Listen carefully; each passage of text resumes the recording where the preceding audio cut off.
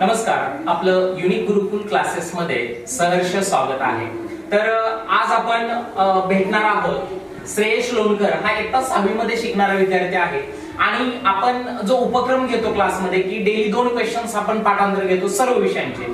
परंतु श्रेयश विषय सांगायचं झालं तर त्याने एका दिवसामध्ये जवळपास 150 पेक्षा जास्त क्वेश्चन्स म्हणजे 150 क्वेश्चन पेक्षा जास्त क्वेश्चन्स त्याने दिलेले आहेत। म्हणजे आपण एक स्पर्धा ठेवलेली होती की कोणत्या मुलाचे क्वेश्चन्स जास्त पाठांतर होत आहेत, तर त्याच्यामध्ये श्रेयशने पहिला नंबर पटकावलेला आहे।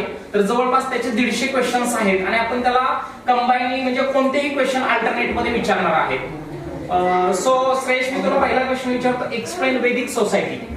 A Vedic society is type of society which was formed in Harappan civilization. In this society there were school. The teaching of this school was daily prayer. Shreyash, explain pole star. A pole star is a type of star which is most brightest star in the sky.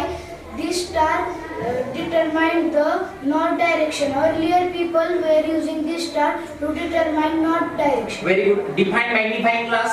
A magnifying glass is a type of lens which is used to zoom an object, which is used in laboratory or lab.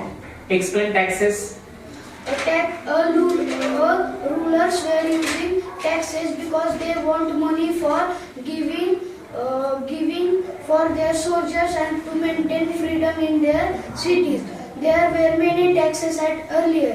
So some taxes were water tax, house tax and plant tax. Very good. तर तुम्ही पाहिलं असेल कोणताही तुम्ही त्याला question विचारला तर तो त्याचा अगदी सहजपणे उत्तर देतोय। तर हा आपण उपक्रम जो घेतलेला होता त्याच्यामध्ये 150 पेक्षा जास्त एका दिवसामध्ये त्याने क्वेश्चन्स घेतलेले आहेत। खूप खूप छान श्रेयश, तुझं खूप खूप अभिनंदन आणि तुला पुढच्या वाटचालीसाठी खूप सारे शुभेच्छा। धन्यवाद।